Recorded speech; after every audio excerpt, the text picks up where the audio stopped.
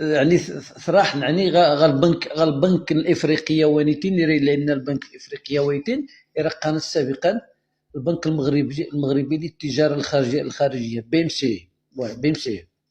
وبالتالي ثم تماسين ميمي زعما ساسن 8 ديال البنك محمد السادس. واخا ايوز ثم تمسكوسيه مم. مم.